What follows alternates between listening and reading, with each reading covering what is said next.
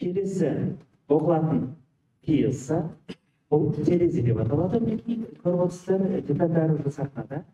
Дидар Амантай автор, режиссер Фархат Молдағалиев. Сөз сіздерге. Микрофон берсеңіз.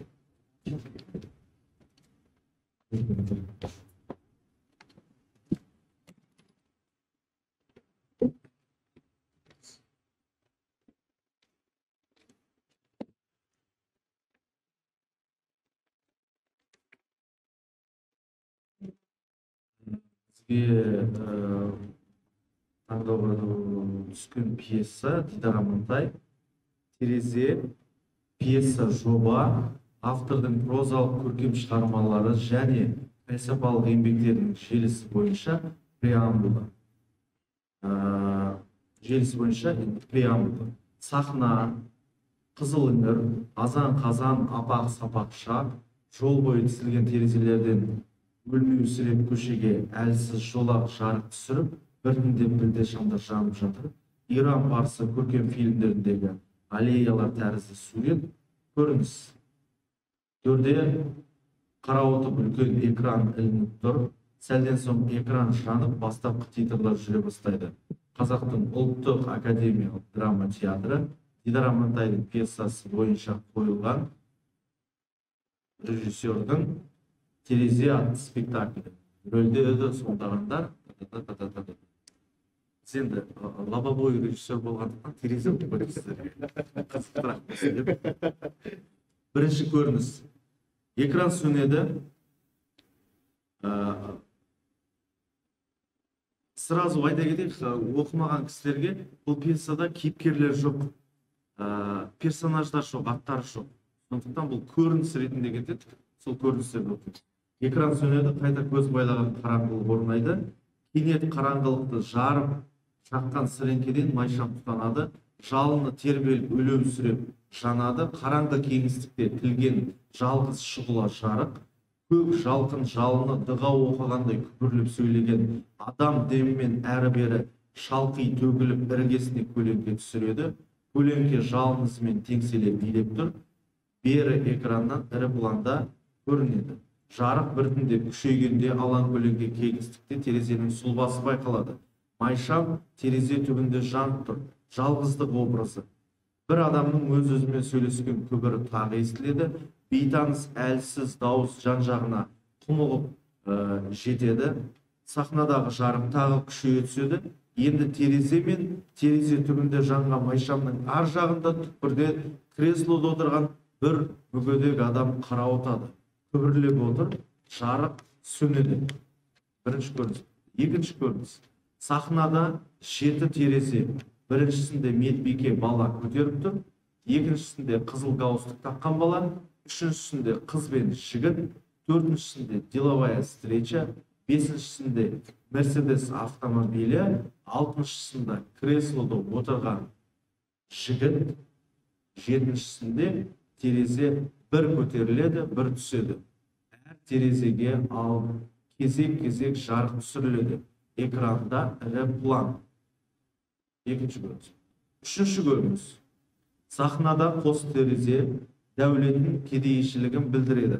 Арық терезе, семіз терезе. Сахна төртінші көрініс. Сахна ала көлеңке бай терезеден жарық көрінеді. Кенет кедей терезелі үйден шыққан 30-таған екі жігіт бай терезені сындырып, ішіне от тастайды. Сосын қаша жөнеледі. Шу жұрт азан-қазан. Бесінші көрініс. Сахнада бірнеше терезе. Әкім терезелерді жауып, құлыптап жатыр. Сендер бәрі терезенің қадірін білмейсіңдер. Енді бұл сөзіңіз ауданның сөзі емес шығар? Менің сөзім. Сендер арыз шағымды доғарыңдар. Сонда біздің үйімізде күн түспей ме? Қараңғыда өмір сүреміз бе? Сендерге айға қарасаңдар да жетеді. Әй, сендерге айға қарап жүргеніміз жақсы. Қалай? Есікті ашып, жабық есікпен қалай қараймыз? Ашық. Мылтығын ұстап, ұры түссе, ұры тұрсашы. Ұрыны қарақшы тонаған заман ұрыға ашпаңдар, Енді бұны айтып бермейді ғой. ашпаңдар деп. Біле білсеңдер, есікте терезе, шыныдан жасаңдар. Ауылда бірақ терезе бола ма? Терезе. Өз үйімізде Өз үйімізде. 4 терезе бар. Иса 5 терезе қылатын едіңіз. Ол не деген сұм? Әр үйде бір терезе. Сонда жалпыға бір терезе ме? Ауылымызға бір терезе жетеді. 6-шы көрініс. Сахнада есіктей үлкен терезе, алдында шелектің қасында бір адам отыр, жұрт терезеден қарауға келе жатыр. Терезе құтты болсын. Ұзағынан сүйіндірсін. Терезе алдында бәріміз де теңбіз. Терезе теңдіктің белгісі. Бұл ауылдың көркі ғой. Құты. Айғайлап құтын қашырмай. Ал балам, мен қарай қойайын. 5 теңге. Қайдағы 5 теңге? Латын терезеден жай қараған 5 теңге, ойланып қараған 10 теңге. Bu ne деген масқара? Ауданға жазамыз. Терезе ауылы мұндайға шыдамайды. 7-ші көрініс. Сахнада терезелер шеруі келе жатыр. Транспаранттар өздері айғайлап келеді.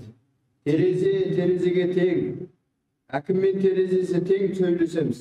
Дауыс Әсілі сөзге күш қоспау керек. Сөздің толқыған өз қуаты бар. Күшейіп айтқан сөздің күші көп болады, алайда сонда да күші көбеймей, сөзге қуат беретін шындық күшейіп айтқанда емес. 8-ші көрініс. Креслодағы жігіт терезеден қарап отыр. Кейде бірдеңе жазып қояды. Сыртта шеру өтіп бара жатыр. Бір адам шерушілерге қол жайып қайыр сұрап жүр. Ол қаламын ұстап қайта жазып кетті. Өзі және дауыс. Мен адамның қарны ашады деп ойламаппын дейді. Адам жаратылысынан ұмытшақ, жамандықты да, жақсылықты да тез ұмытады. Қиындықты да. Қандай едің, қандай болды. Мені бәрі ұмытты. Әркім өзіне өзі ғашық. Рас, өзгені көрмейді. Сен де соқыр болдың, талайды жылаттың, қаншасының обалына қалдың. Бүкіл адам баласы соқыр. Бір атадан тараған адамзат ұрпағы бүгінде белдеулерге, шекараларға, елдерге, нәсілдерге, халықтарға, ұлттарға, аймақтарға, қалаларға, ауылдарға бөлінді.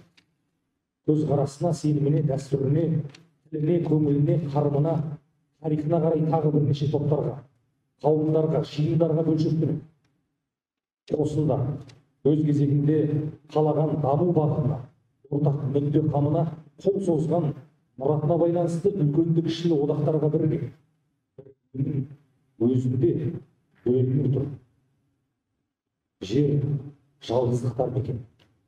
Адамды ешкім бөлмейді. Өздері бөлінеді. Топ жарып ілгері ұмтылған адамзат табиғатты, жерді, ғарышты өзіне бағындырып, планетамыздың иесі бүкіл әлемнің шырақшысы атанса да, шексіздікті күзет қойып бақылап қадағаласа да, космоста аядай орынға ие, жер жағында бір күнің бір бұзылмайтын тәртібін, бұлжымайтын заңын орната алмай қойды. Дәулетті шалқыған елдер көл көсір дастархандар жайып, үстін рәсуа азыққа толтырып жатқанда, молшылықтың қызығын көріп, ағыл тегіл ас қоқысқа төгіліп жатқанда, басына бақ қонбаған, ішіне шыр бітпеген жарлы қауым жақсыдан күдер үзіп, өлденең нәубетке төтеп бере алмайды. Аштықтан жаппай қырылып жатады. 9-шы көрініс. Сырттан тағы терезе ұстаған адамдар көрінеді. Олар біресе әрі біресе бері жүреді. Бұл терезенің пердесін түсіреді. Өзі және дауыс. Өмірі тозаққа айналған ортада өзіміз оң отырсақ, қалай бақыт кешеміз. Тыныштығын, беймаза бақытын іздеген жан, тіпті жан жағынан алаңсыздық, жақсылық, арман, үміт көргенде ғана жайда бар. Пердені түріп тысқа қарады. Бір әйел шап-шағын қос терезені құшақтап келеді. Біз үнемі көш үстінде қашанда керуен басындамыз. Алғашқы пәлсапалық сөз бесік, құтты мүлік, ата мүлік, баланың алтын ұясы. Қазақ бесікті тербеткен ана әлемді тербетеді деп түсінеді. Тіршіліктің ұзақтығы тал бесіктен жер бесікке дейін. 10-шы көрініс сахна. Жұрт бірнеше терезені табыт ұсатып, төбелеріне көтеріп келеді. Қаралы көш, терезелеріне күн түспей, құсадан қайтқан пенделер. Дауыс. Көшпелі танымында адам қонақ. Тіпті екі адам бір-біріне қонақ. Жолаушы да, күтіп алған да қонақ. Жолға шыққанда сен қонақсың. Бүгін шаңырақ иесі, ертең сапаршы, одан арғы күні көшті бастап, сауланып көшіп бара жатырсың. 11-ші көрініс қарауытқан адамның ұзын көлеңкесі тамақ ішіп отыр. Дауыс. Қонақ отағасының қас-қабағына қарайды. Қабағын аңдып, қабағын бағады.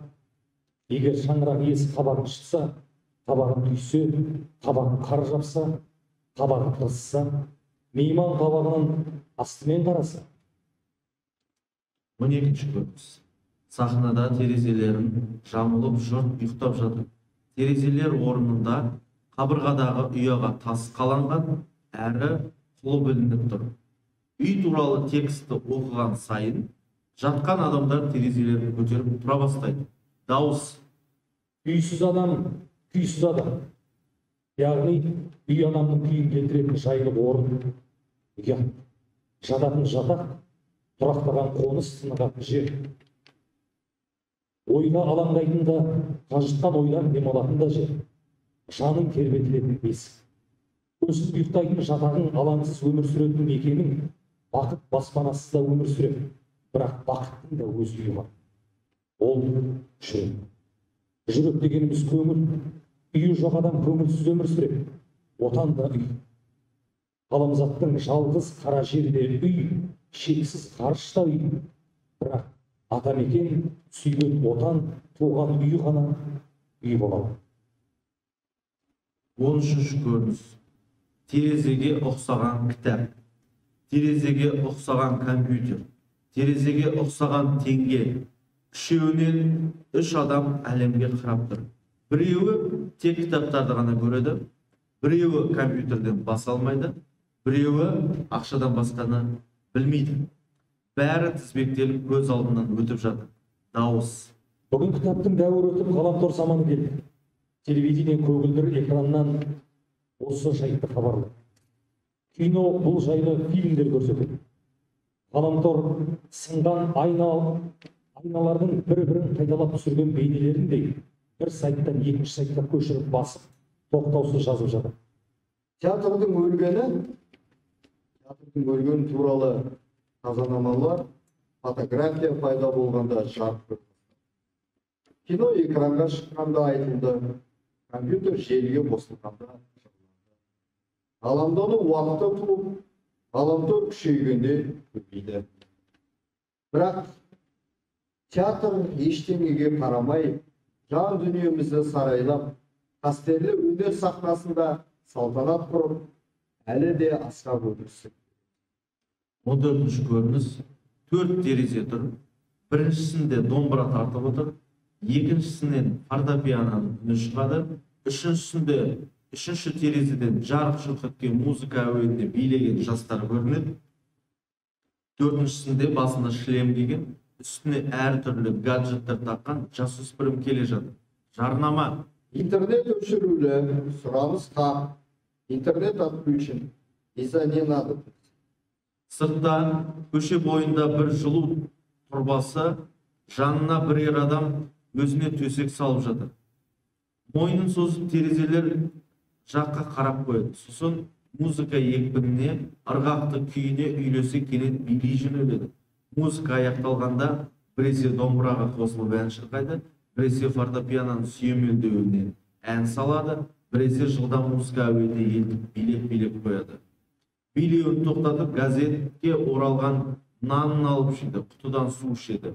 Димаш Құдайбергеновтың орындауындағы халық әні естілгенде солқылдап жылайды. Терезе мен қарт адамның арасынан ел әрі-бері өтіп жатыр. Ешқайсысы ешкімге, еш нәрсеге назар аудармайды. Дауыс. Кісілік деген бар, нравственность және ар-ұят деген бар, мораль. Тегінде кісілік ешқашан өзгермейді. Өйткені адамгершілік, кісіліктің арқасында ғана адам баласы адам болып қалады. Адамдық қасиеттердің жиынтығы кісілік.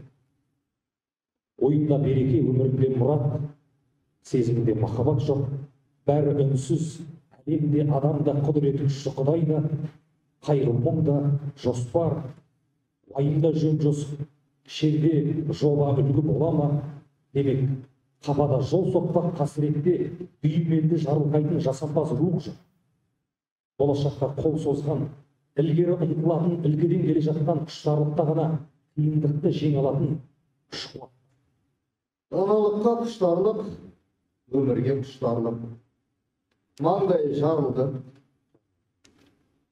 Жасыма, жасқанба, шегінбе, өмірді сүй, шексіз, сабыр ет.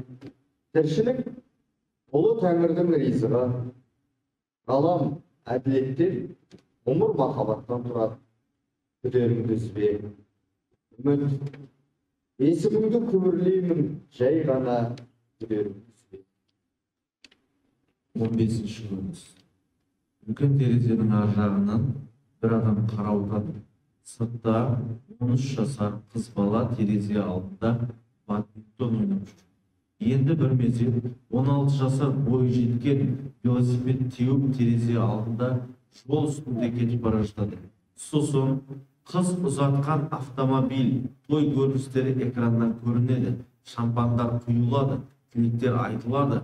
Фотоаппараттар жас жұбайларды сырылдатып суретке түсіріп жатады. Түкпірде отырған адам кресло дөңгелегін айналдырып, терезеге жақындап, ауып түспек болады. Содан соң еңкілдеп жылайды. Үміт, неге мені тастап кеттің? Күдерімді үзгім келмейді. Мен сені күтемін. Бір күні қаладан келіп, мені ауылдан алып кететініңе сенемін. Мүмкін, сен менің қай ауылда екенімді білмейтін шығарсың. Интернетке кірсең, жылдам тауып аласың. Тіпті Фейсбукте, Инстаграмда, сыныптастармен байланыстағылар деген әлеуметтік желілерде де бар. Бар мені азаптан. Мен қазір ешкімге керек емеспін.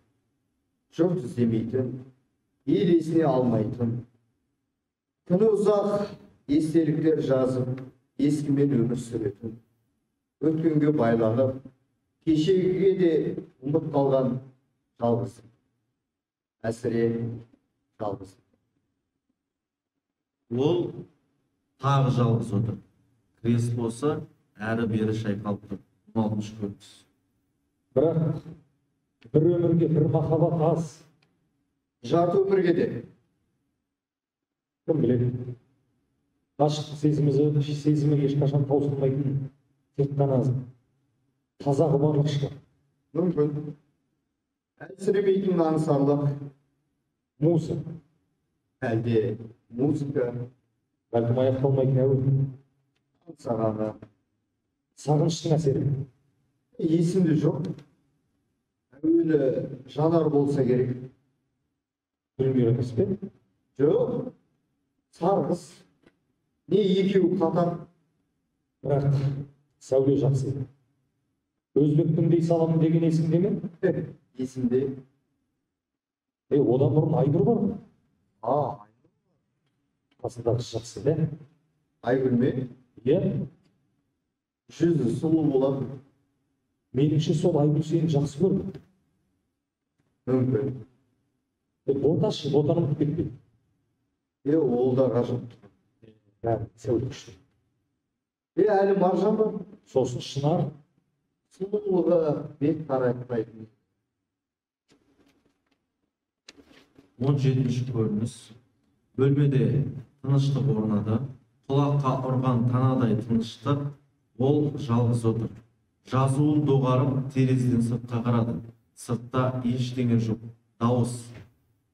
Әжемнің айтқаны өлара 2 айдың арасындағы уақыт. Әдетте өларадағы жауын шашын келесі айға жалғасады. Туған айдың бастапқы 2 күні мен батқан айдың соңғы 2 күні арасында көзге көрінбейтіні бар. Бұл аралық өлара кезі. Ай сүлдерін сүйретіп жеткенде жұлдызды аспанда жарқырап жүзіп, анық көрінгенде тілеуқор халық тілек айтып. Қазақ түсінігі бойынша айшылық алыс жолдың бел ортасына таман ай толады. Ертеңіне шырқ ұйқы денде алагеуік шақ орнап, қара мақпал түн ауғанда шұғыласына терең шомылған таң алқынып өрт ішіне кіріп келе жатқандай, тіпті елең алаң мезгілден қаулап жанған от құшағында арпалысып жүргендей, шапағы көк жалтын қызыл жалында құсап, алаулап атып жиекті қызыл арай сары алтын түсті қойды. 18-ші көрініс. Атасы екеуі шалғында шалғы жанып отыр. Мосыда шәйнек, жаз мезгілі. Атасы: Амал көрген айыңыз сәуір күтіп, жамал бөрік жайымыз тәуір. Тіпті жамал кешегі наурыз айының атауы. Қот ескіше ақпан айы. Жәди бүгін ұмытылған желтоқсан. Дәлу қаңтар. Саратан маусым. Зауза мамыр. Шіллә шілде. Әсетіміз де шілде. Сүмбіреңіз тамыз.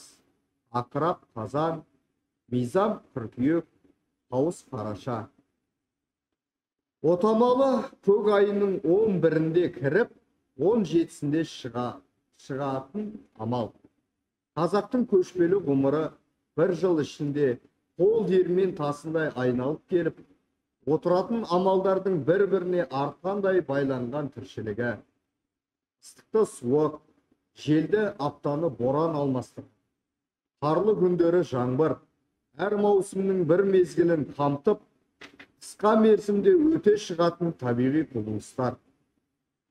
Осын жайттар күн топырағанда, қарашақ айтқанда, үркер батқанда, мұз қайтқанда, киік матауында, қыс тоқсанында, ай тоғамында жүретін 7 амалға бөлінеді. 19-ші көрініс. Үміт келе жатқандай, әрі-бері бір әйел өтеді. Көктемгі пальтода. Дауыс. Кісіліксіз адам жабайы. Тағы аяушылығы жоқ, қайыр кеткен, рақымы таусылған қатыгез. Тіпті қазақ ондай адамды хайуанға, малға, яғни мақұлыққа теңейді. Кісілік адамның шыққан тегі Құдай жаратқан есті жаратылыс, пенде. Бірақ адам әзәзіл алдында дәрменсіз. Әзәзілге сыр алдырған адам өмірдің шырғалаңында өтіріктің жүзіне түседі. Терезеден қарап отыр. Біресе от болып өртенеді, біресе теңіз толқынын айналып жаған орады, біресе жел болып соғады, құйындатады. Текст қатар жүріп жатады. Ол маңдайы сарт етіп жақтауға соғылады. Кенет аспанға ұшып бара жатып ілініп қалады. Салақтап тұрады. Сосын төмен жерге құлайды. Адам күштілігімен де, әлсіздігімен де кісі. Бірақ опасыздығымен, мейірімсіздігімен хайуан. Кісілік адам жердің иесі. Көктен құлы болып тұрғанда ешқашан жоғалмайтын, ескірмейтін, жаңармайтын, өзгермейтін, өшпейтін қасиет. Кісілік шын мәнінде дүние жаратылғанда адамның өзімен бірге жаралған, әр заманда жалғасқан ұрпағымен бірге туып, бірге жасап келе жатқан қасиеті. Енді ол терезенің ар жағында өткен өмірінің кезеңдерін қайталай бастайды. Балалық шақ, бозбала кез, жастық шақ, іскерлік уақыты, дерт шалған күні. Ойын жалғастырады. Кісілік уақытқа тәуелді емес. Кісіліктен безген уақыт болады, бірақ ол хайуандардың заманы. кісіліктің соңы ақыр заман. Діни түсінікте ақшар күні кісілік талқыға түседі. Дәурен тұрған заман, бейнет кешкен дәуір айтылады. Сөйтіп ұзақ ғасырларға созылған бітпестей көрінген кісілік уақыты аяқталады. Жауаптасу кезеңі басталады. Дәлірек жауап алу кезіне жетеді.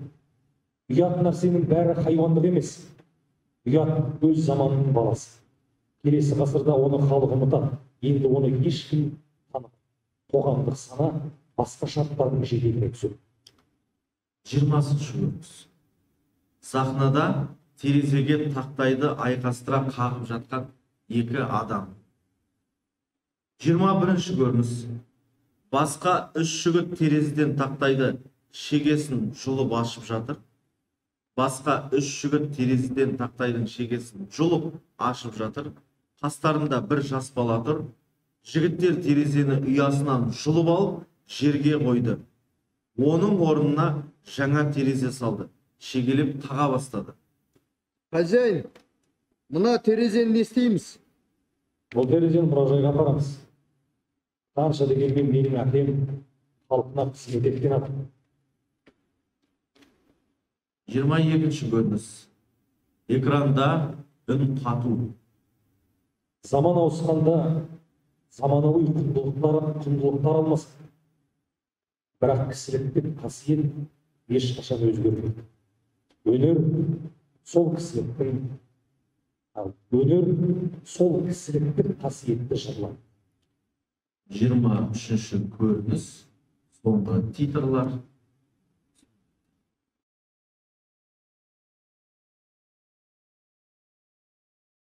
Ал, құрметті ағайындар, көрдіңіздер қандай пьеса бір перебойға салып қойды ғой деймін бәрі. Мынандай мәселе мен білмеймін енді бұл қаншалықты не екен. Біздің көрермен көбінесе үйренген театрға барса, белгілі бір жүйемен басы бар, дамуы бар, шарттау шегі бар, аяқталуы бар дегендей белгілі бір жүйелі, линейный дейді, бір неде бағытта басталып аяқталатын шығарманы көргісі келетін сияқты. Мынадай фрагменттерден құралған, кішкентай картиналардан құралған нелер кейде қабылданбай жатады. Сіздер мынау пьесадан, мынау оқылған пьесадан не ой түйдіңіздер? Қысылмай, ұялмай, жаңағы алдында болған пьесаның несі сияқты ойларыңызды іштеріңізге бүгіп қалмай ашық айтыңыздар. Кім қане бастайды? Қандай әсерде сіздердің мынау оқылып? Режиссерді, актерларды әзірге мен аудиторияны бірден байқап келіп отыр. Кім не айтар екен? Жазда. Бар ма? Микрофон, істейінші микрофон?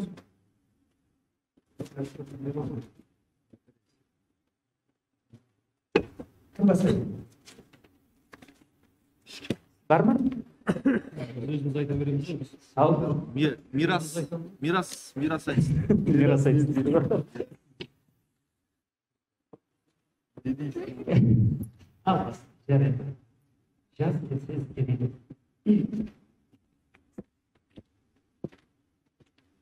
Мен ойлаймын, өзім жеке көрермен ретінде пікірім, драматургия көрермен білмейтін дүниені айту. Мен адам болып қазір басымнан өткен бір оқиғаны айтуға келдім, басынан бастап айтам. Өзім басымнан өткенде мен ажырасу туралы бір оқиғаны көріп келіп, сол оқиғаны қалай болғанын кейіпкерінен бастап баяндасам, көрермен тыңдайды. Ал мен келіп алып, өмірде ажырасу деген қателік, кісілік деген адамда высший болу керек деген секілді ақыл айту, башы Белинский айтады ғой, дидактика басталған жерде театр тоқтайды деп. Жалпы терезені, терезе деген көру деген дүниеден шығады ғой, башы өмірде басында жаңа әкімдікте көре алатын ауылда дүниеге дұрыс көзбен қарай алатын адамдар секілді ұқтым. Енді бір келіп аяқ жағында әкемді музейге өткізу керек дегенде де бұл шынымен де терезе деген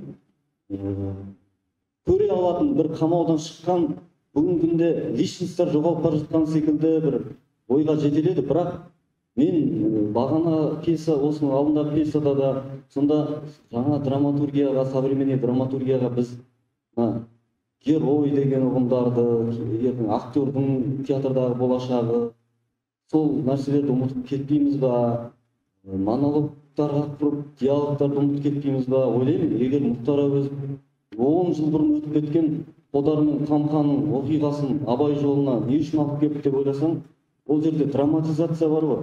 Айрықша оқиға драматургия деген.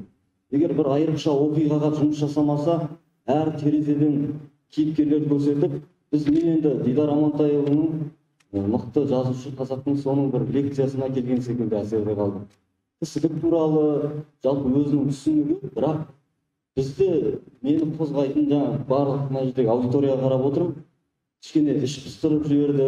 Ол енді мүмкін біздің деңгейіміздің, Дидар Амантайдың деңгейіне жетпегендігі шығар, бірақ театр ғой, ол действие, бірінші сөздің арасында действие болмайтын болса, бір оқиғаны отбасындағы баяндайтын болса, егер Қыз жібекті, басқа да қазақтың геройларының тағдырын просто бізге соны біреу айтып беретін болса, ол үшін ешкім қайғырмайды да, қуанбайды да, ал кейіпкердің жан дүниесін бірге сезінбесек, ол жерде герой болмаса, мен көрермен ретінде, вообще театрды сүйетін адам ретінде, бұл драматургияның әлі де театрдың қазаны мен режиссердің, актердің амплуасына арнап өзгертулер енгізілмесе, осы кісілік, адамгершілік тұрғысында бір уағыз, не болмаса жақсы бір ақыл кеңес, бір кітап оқып, лекцияда отырғандай ғана әсер қалдырдым.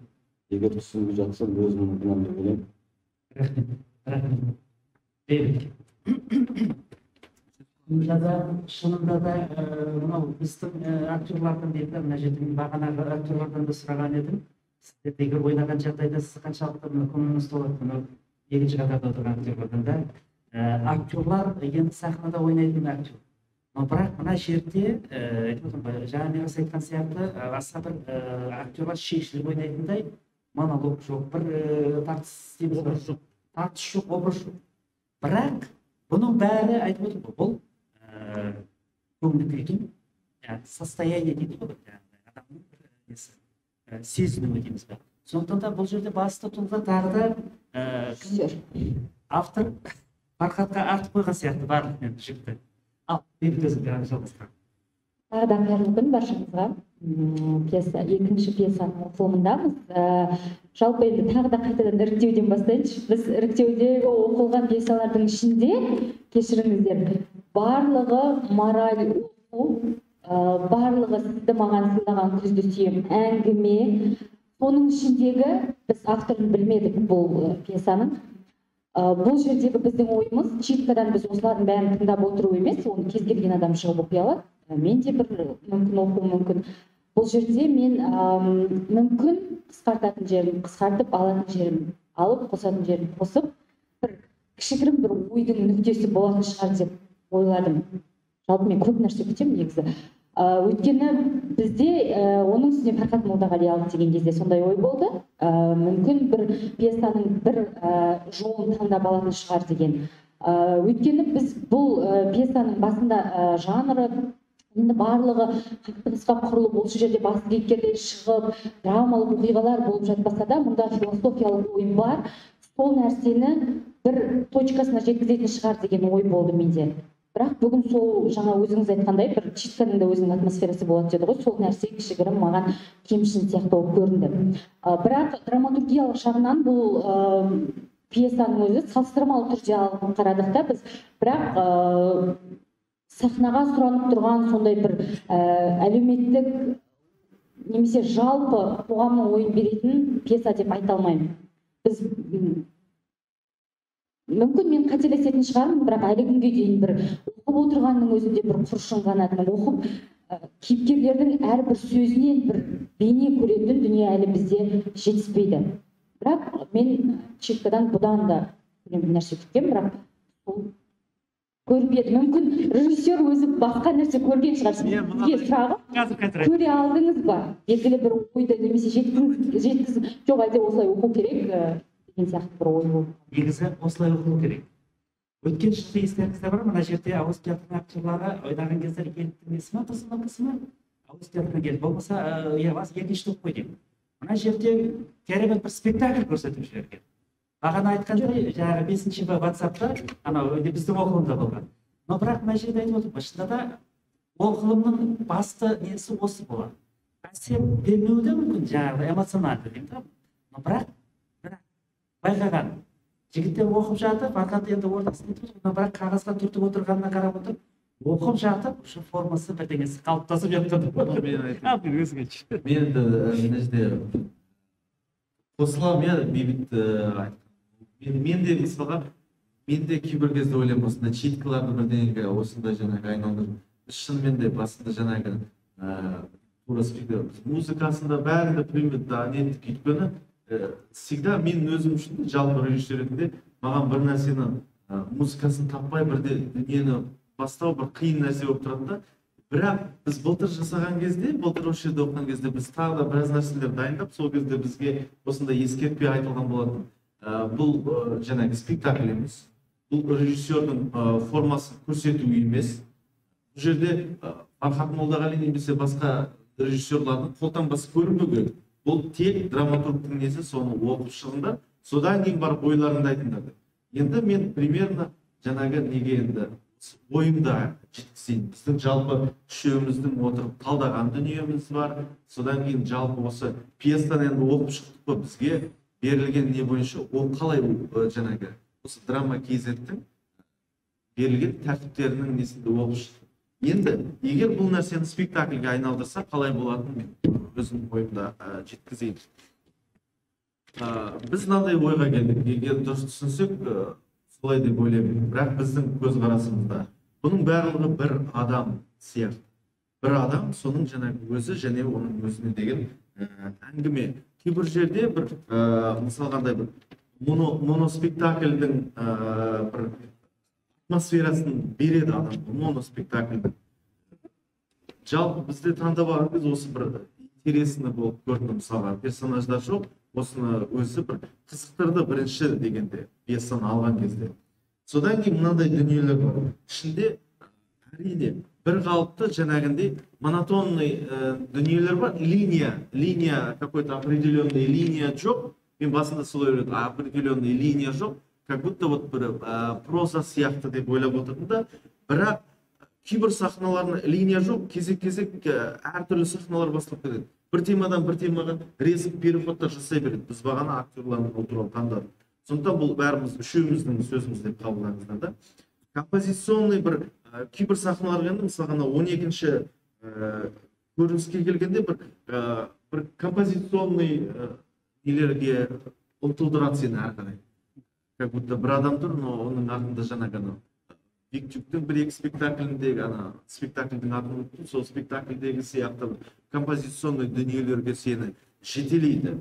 Одан кейін кейбір жерлерінде, кейбір нелерінде, көріністерінде мысалға Абайдың қара сөзінде де тартады. Бірақ жаңағы ауыр түрде алынғанда мысалға біз қара сөзді кішкене ауырлау дейміз, но бірақ бұның кейбір көріністері қара сөзден де ауырлау. Ол қарапайым зрительге деп айтамын да, зрительге. Мен түсініп отырмын, атмосфера сондай, что бұның барлығын егер сахнаға шығарса, бұл көрерменді жалықтыруы мүмкін. Өйткені актерлар оқып жатқан кезде де біз жалпы нені қарап отырмыз ғой. Сол кезде кейбір кезде мысалға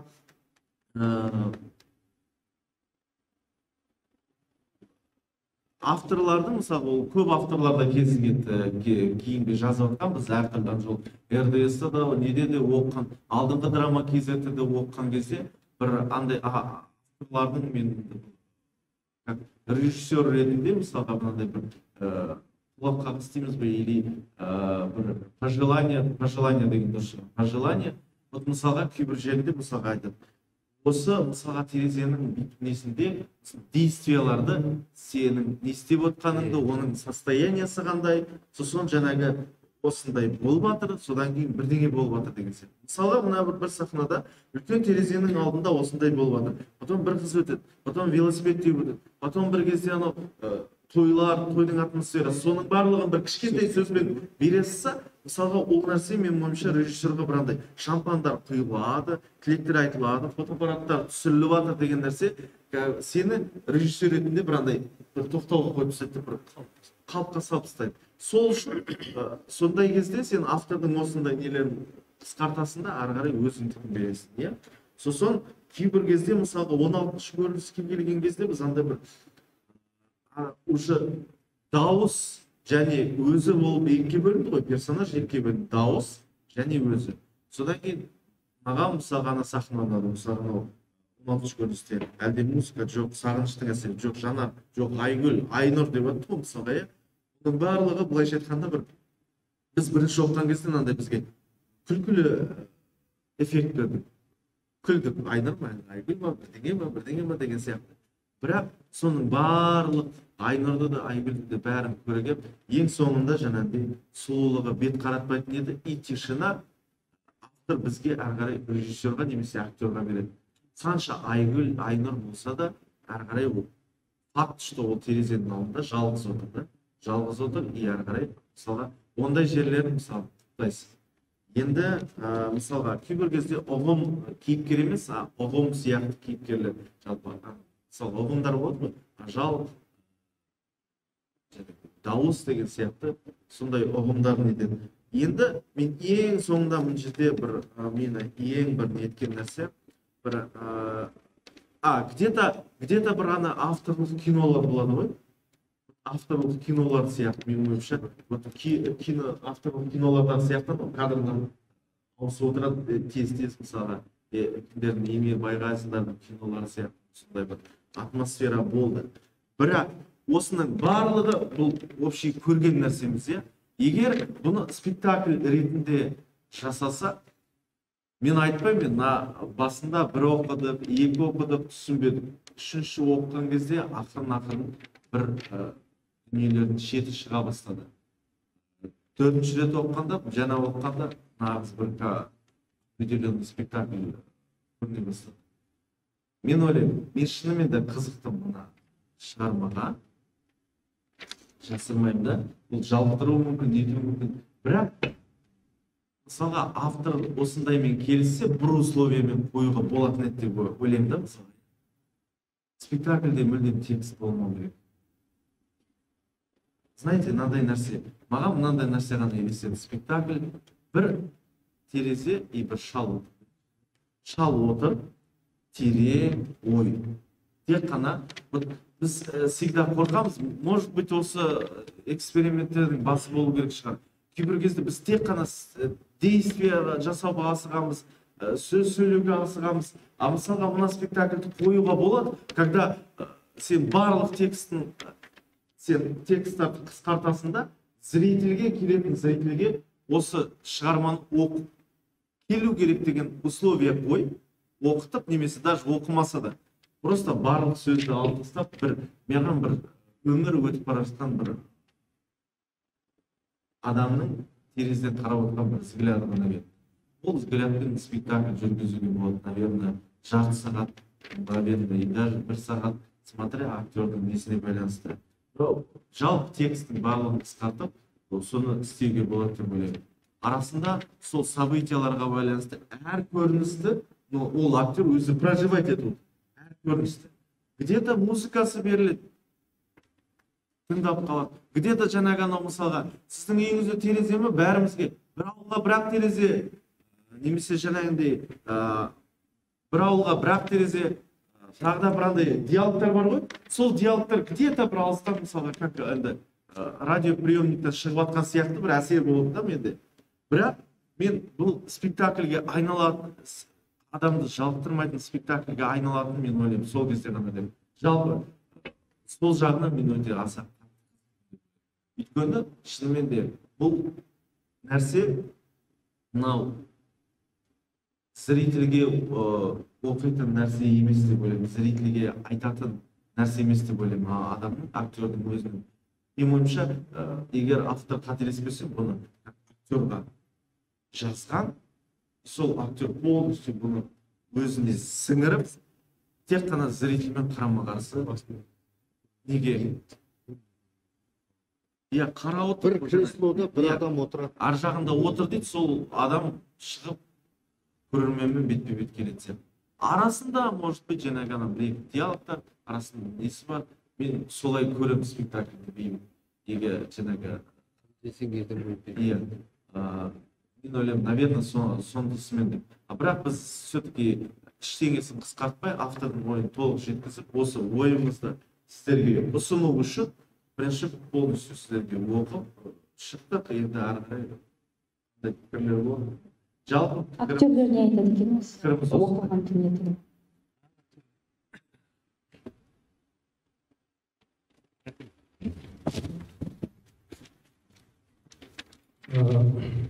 Біраз нәрсені айтып тастады ғой. Бұл жерде басында жазылып тұр, автордың прозалық көркем шығармалары мен пәлсапалық еңбектердің желісі бойынша жазылған дегеннен кейін бар. Осындай нәрсе болып шығатыны ол уже белгілі нәрсе. Сондықтан бұл жерге көп ойды салып тастады. Көп ойды салып тастады. Шашыраңқы бір жүйе жоқ.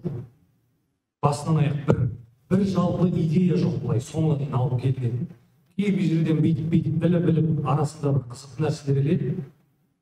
Бірақ нақты айтар ештеңе жоқ. Нақты. Біресе қазан қараша қыркүйектің несін айтады, біресе терезенің теңдігін айтады, біресе әжесі мен атасының ауылдағы тәрбиесін айтады. Білмеймін, бұдан не түсінуге болатынын. Маған бір композиция болып елестеді. Тез оқиғалар өзгеріп тұратын, бұл жерде актердан гөрі техникалық құрамдағы адамға қиын болды.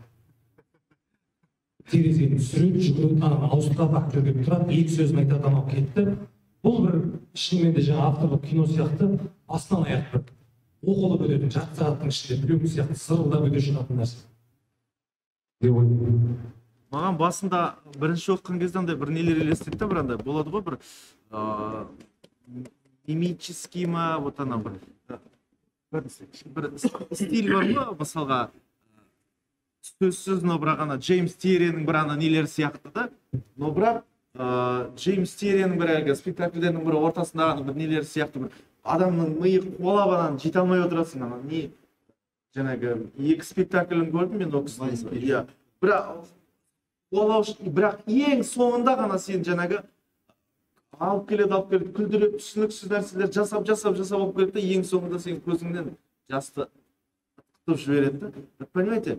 Но мен ойлаймын, мен бүгінгі де күнге дейін мына пьесамен қарсы болып келдім да, неге таңдады именно мынаны деп ше.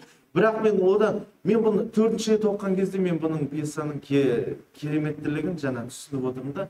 Бұл, наверное, ана неге арналмаған жаңағы жүріс-тұрыс, сахна ауысып жатыр, бірдеңе массовкаға арналмаған. Бұл именно бір нәрсеге, бір адамның миында болып жатқан анау жаңағы несі да, мынау ше, арпалыс бір адамның миында шыбырлап жатыр ананың барлығы. Но осы шыбырлап жатқан терезенің барлығы, менің ойымша, егер соның барлығын сен как режиссер ретінде сахнаға шығарып тура осы автордың несімен қойсаң, это провалдың провалы болады да. И көрермен сені қарғап кетеді. Но егер сен оның барлығын осы болып сахнадағы болатын нәрсенің барлығы бір адам миына әкеліп салып тастасаң, онда ол бір удача болады деп ойлаймын. Мен, наверное, ойладым. Бұл Еж Гратовскийдің несіне келеді. Осы шығарманы Еж Гратовскийдің стилінде талдап кішкене нетсе, наверное, мен ойлаймын, сол удача болады деп ойлаймын. Өйткені вот ана Еж Гратовскийдің несі бар ғой, кетіп қалатыны, ана әлемге өтіп кетіп сол жақта репетиция, тауда репетиция, бұл тура сол нәрсе, бірақ бұның барлығы бір актердің, бір режиссердің, автордың үшеуінің ортасында болу керек дүние деп қабылдадым.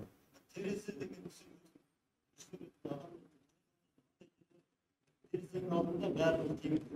Иә.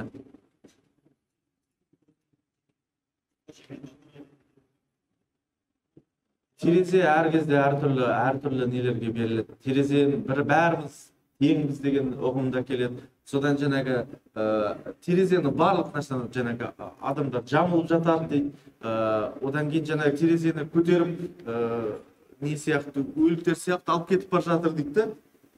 Но бірақ нәрсе менің ойымша бір терезе деген бұл андай, мен енді оның барлығын прям андай метафора ретінде қабылдай алмадым, бірақ терезені мен бірақ ұғымда қарадым терезеге деген нәрсе. Жалпы адамның мына өтіп кеткен өмірі мен несінің ортасындағы бір не сияқты да. Понимаете, мынандай терезе тұр, бірақ сен бәрін көресің, мына жақта да көресің, мына жағына шықсаң, мына жақта да көресің, бірақ сен өте алмайсың ары қарай, не былай ары қарай өте алмайсың. Бәрі көз алдынан өтіп жатыр. Өйткені шынымен де басында жаңағы бір көрінісінде бар, айтады, 7 терезе дейді да. 7 терезе значит ол 7 адамның өмірдегі кезеңі ғой. Бірінші медбике дейді, бала ұстап тұр дейді. Потом бала дейді, қызыл галстукте, значит пионер да. Одан кейін барып тағы да бір не дейді, осындай жаңағы не көрсетеді, деловая встреча дейді, потом мерседесті көрсетеді, потом бірдеңе шал, и анау жаңағы адамның өмірлік тұтастай өмірін 7 терезеге салады. Потом терезелер көп. Но бірақ бұл жерден де көп сахналар жаңа терезені, наверное, менің ойымша автор ойлаған, что егер бұның барлығы спектакльге айналса, декорацияда осының барлығы әртүрлі терезелерді қолданады деп. Бірақ мен ойлаймын, бір ауылға бір терезе жетеді деген нәрсе, бір ауылға бір терезе жетеді. Тағы бір басқа ойға әкеледі да. Бір ауылға бір терезе жетеді. Қазіргі қоғамның болып жатқан нәрселеріне тағы келе қаласың. Сен ешқайда қарама, алаңға шықпа деген сияқты. Бір ауылға бір терезе жетеді, сол жерде сықылады. Терезені де автор андай көрсетеді да. Адам ретінде қолданады, декорация ретінде қолданады, ой ретінде қолданады. Но осының барлығы кейбір кезде авторға назамет, наверное, слишком көп болып кетеді да. Через что, мысалға, ойлайды, ол, наверное, он хотел помочь режиссерларға көмектескісі келген шығар деп ойлаймын. Что жаңағы терезені и так можно, и так можно, и так можно деген сияқты. Но бірақ терезе бірақ нәрсе, бірақ ұғым деп ойлаймын. Егер бұл жерде бұл спектакльді қоятын болсам, бірақ терезе и ар жағында қарап отырған сатысы. Енді Дидар Амантай осы жаңағы неткен сияқты менің ойымша пьесадан гөрі өзінің режиссерлық ойын жазып шыққан сияқты. Соңғы айтатын түйін осы. Рахмет. Сіз бірден қосасыз ба? Жақсы, мынандай мәселе де бізде. Шынында да қарап отырып, мынау терезеге деймін да, біз енді бүгінгі таңда терезені сол тікелей қалпында ұғынуға да болмайды. Мына жерге түсіріп қойды 2 терезені. 7 терезе қою керек онда деген сияқты ғой. Но бірақ мынау терезе деген мәселе кетеді ғой. Мынау орыста сөз бар жаңағы прорубить окно Европы дейді. Мысалы Петр айтады, реформатор тұтастай орыс мемлекетін, орыс халқын неге алып шықты. Европаға. Ойып тұр, оған дейін жабық болған, тастай қамал болған, соны тесіп тұрып, ары қарай Европаға алып шықты. Деген сөз, тұтастай халықтың санасын өзгертіп, тұтастай неге мынау басқа әлем бар екен, дамыған қоғам бар екен көрсетіп, анау беліне келген сақалын, басқа да нелердің бәрін қырқып, Европаша өмір сүруге Ресейді алып шықты.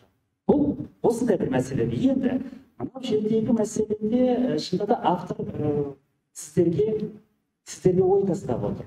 Ой тастағанда да Голливудтың фильмдерін қараңыздар, блокбастер дейсің бе, басқа дейсің бе, егер қарасаңыздар, бір адам автор, бір адам емес. Мұнда автор идея деген бар. Сол автор идеясын бүгін неге біздерге ортамызға табыс қылып тастап отқан сияқты. Әрі қарай алып кету. Бұл тіпті драматург болуында қажет жоқ. Бүгінгі таңда драматург деген мысалы мәтінді актерға керек. Актер сөйлейді, монолог дейсің басқа, оның қосымша автормен отырып жазуға да болады, басқа етуге. Но бірақ басты мына жерде идея болып тұрған секілді. Идея бар, өте жақсы идея, фақат жаңа шет жағын айтып отыр ғой, мен 4-ші рет оқыдым деп отыр. Шынында да бізде кейде бір оқып алып, ештеңе түсінбей жауып кете салатын жағдай өте жиі кездеседі бізде. Бұл не деген сөз? Бұл бізге тереңдеп жаңағы Мирас айтпақшы, менің да деңгейім мысалы жетпеді кейбір нәрседе. То есть менің деңгейім, мен тыңдадым да, көрдім да, айттым, скучный, ұйқым келіп отыр. Ерш Гратовскийдің көзімен қарау керек болып тұр да бұл жерде. енді шындық ретінде уақыт ретінде қарауға болады, бірақ пьеса жазғым келген адам ретінде адамның жүрегін сол үшін қазақтың жүрегін ауыстырып бірдің не болмаса тасқан жүрегін салу бұл бізді осыдан дұрыс екен саясат болды деп мен бір идеямды алып келіп мынаған қатыстырсам режиссер әрқайсысын дамытып диалог жазып монолог жазып алатын болса мына жерде көптеген ойлар сол үшін мен қара күрес көріп спектакльді одан кейін ой қорытып айтасың ба сөздерді оказывается біздің тағдыр осылай болып жатыр сондай ойлар қорытындыларда әр жағында жасайтын жағын енді біз осындай алдағы уақытта пьесалар келетін болса әрі қарай бәрі не ой қорытып жаңағы немой спектакль қою керек па или жалпы диалог құру мен енді бір жағынан завлечь етіп бір жағынан жаңағы олжас шынайдаровтың пікірін білгім келіп жатыр деген сөзде что драматургияда жалпы драматургия жазу үшін театрдың ішінде кім кезінде театрдың ішінде жүргеннен кейін қазақ театрына болашақта драматургия жазатын адам ретінде мен не ала аламын біз идеяларды өзіміз жүзеге асыруымыз керек па жоқ әлде диалог вообще герой драматургия линия драматизация дүниелерді көре аламыз ба алла өйткені мен дидар амантай мықты жазушы ол кісіні жақсы оқимын бірақ драматургиялық шығарма ретінде сахнада сенің видениең шынымен де бұны жаңағы сен айтқан моноспектакль ретінде не болмаса осылай сөз ғана қоюға болатын шығар бірақ көптеген ойлар выходы ғой иә соңғы қорытынды ойлар айтылады да әр жағындағы дүниелерді кім жасайды деген секілді драматургтың миссиясы не деген секілді сұрақтар келіп отыр может менің қателігім шығар бірақ көргенімнің алдында сол тас болып Олжас, здесь возник вопрос. Идея есть хорошая, обо всем говорим, о жизни, обо всем. И вот вопрос задает вот Завлитом, он сейчас один из главных театров стоит, да? Такой вопрос. Драматурга, роль драматурга в чем?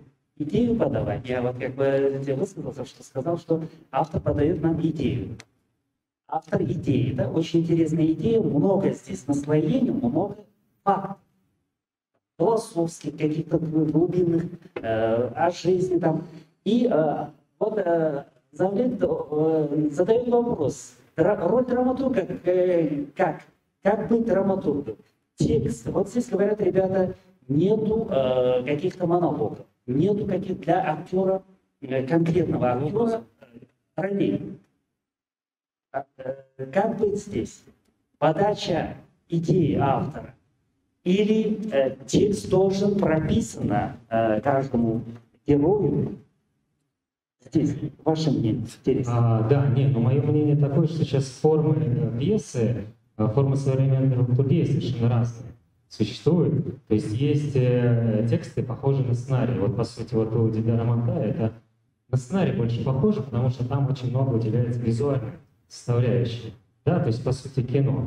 Вот, но это тоже сейчас допустимо. Есть пьесы вообще из одной строчки состоят.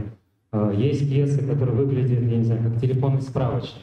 То есть там тоже невозможно сказать, что там есть герой, есть характеры, есть диалоги. Текст может быть в совершенно разном виде быть представлен. Другое дело, что была ли это изначальная задача драматурга, либо он это сделал от неумения. Да? Потому что вот здесь уже вопрос возникает. Это вот как черный квадрат, да, Малевича. То есть как бы есть черный квадрат, он не похож на то, что было раньше, да, пейзажи, портреты. Вот, и как к этому относиться? То же самое в драматургии, да, появляются тексты, которые не похожи на что-то традиционное, с прописанными линиями героев, с диалогами. Я понимаю, что, например, как актерам гораздо легче, когда есть характеры, образы, есть что играть. Вот. Но с точки зрения именно драматурга, автора, если вот он выбрал эту форму, и она соответствует его задачам, то, в принципе, здесь нет ничего страшного. Просто тут вот непонятно, да, то есть как бы это специально так было сделано, либо просто был написан сценарий, и в таком виде он был представлен. Жауап жазылып тұр ғой басында. Вот вначале, да, у него есть несколько, да, вот из этих өзінің шығармаларының Авторлық прозалық көркем шығармалары және пәлсапалық еңбектер желісі бойынша бұрын жазған бүкіл еңбектерін жинақтап әкелгенде бір ойға сыйдырып, пьеса деп біздің алдымызға ұсынып отыр. бұл пьеса емес пе? Әрине бұл болашақтың мәселесінде алдымыздағы режиссерлар қалай керек. Но бірақ айта кететін бір мәселе, Чехов өзінің шағаласын жазған кездері естеріңізде шығар. Бірінші академиялық театрға апарып, императорлық театрға апарып қойған кездері шағала қандай күйде болды, автор қандай күйде басын ала қашып, спектакльден де қашып кеткен. То есть қабылданған жоқ мүлде, жаңалық. Оған дейінгі барлық спектакльде қабылданып келіп, Чеховқа дейінгі авторларды. Ал Чеховқа келген кезде қабылданбады. Пьеса жаңаша жазылған, мүлдем басқа кейіпкерлер. Енді жаңа Олжас айтқан есімді тағы да қайталанып келіп отыр, шынында атмосфералық, өзіндік бір кілтін тауып қоятын болса, бұл пьесада өмір сүруге тұтастай мүмкіндігі бар.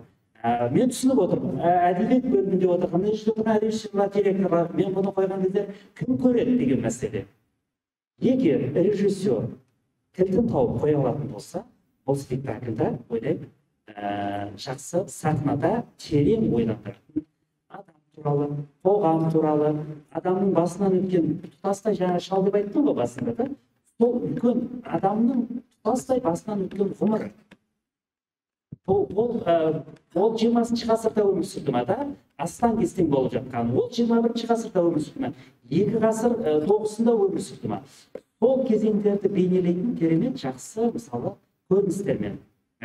Ссылка дейді ғой жаңағыдай, анау терезе, мынау терезелердің бәрі сілтеме қылып беріп отыр, өткен өмірді баяндайтын бір әдемі шығарма болып шығарма еді. Ол тағы да айтып отыр, бұл енді театрды және режиссердің басты қиялы қандай, қалай жеткізе алды, қалай оқи алды. Автормен әрине сөйлеседі. Фархат айтты, менде маған салса авторға сөзімен базгеш, персонажың шықсын, идеяң шықсын. Идея шықсын, иә.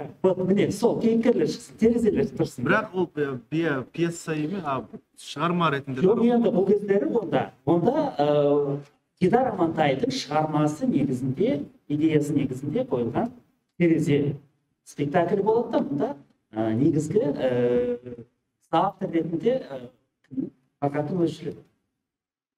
Білмеймін, енді бұл жерде айтып Біз ойланамыз, көреміз. Сондықтан да тағы да айтатындарын қосамыз. Шынында да айтып отырмын, осындай болу керек сияқты деп ойлаймын да кейде. Бір қалыпты бір бағытта бола бермей, негізі осылай талас тудырады. Қазақ театры, әлемдік театр үдерісінен кешігіп қалмау керек. Кешігіп қалмау керек.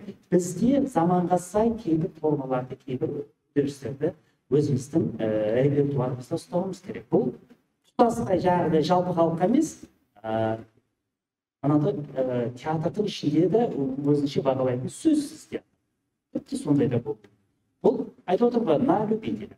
Театрға келген көрермен мына спектакльде де көруіне мүмкіндік бар, мынау ұнамаса басқа кіші залға бар, басқа спектакль көруге бар. Мәселені назарда ұстау керек сияқты. Сондықтан да жаңағы театрларымыз үшін қажетті азықты, шикізат дейді ғой, ауыздың тілімен айтқанда. Сол шикізатты беретін авторлар идеясы және жақсы пьесалы. Дидар Амантайға біз бүгін қатыса алмай қалды. Дұғай сәлем айта отырып, спектакль, пьесасы амандық болып, бәрі жақсы болып кейін қойылып жатса, жаңағы бізде қазір лаборатория, эксперименттік бағыттағы театрларымыз бар, ойлаймын. Ол жасалатын бір шығарма болып мүмкін шығып бар. Сіздерге рахмет айтамыз. Біздің мынау авторға деп арнайы дайындалған Дидар Амантайға сертификатымыз бар, және мынау сіздерге естелік үшін Дидар Амантай деп мынау да. Мынау, сіз Фархат өзіңіз беретін шығарсыз да? Әлде міне Дидар Амантайға... Жоқ, Дидар Амантайды қайдан табамыз? Олай болатын келгенде күшті болады. Бір талас болатын еді. Болатын еді. Ойлаймын, бұл ой салатын спектакль, пьеса әлі тақырып жалғасын табады. Авторға біз өзіміз жеткіземіз.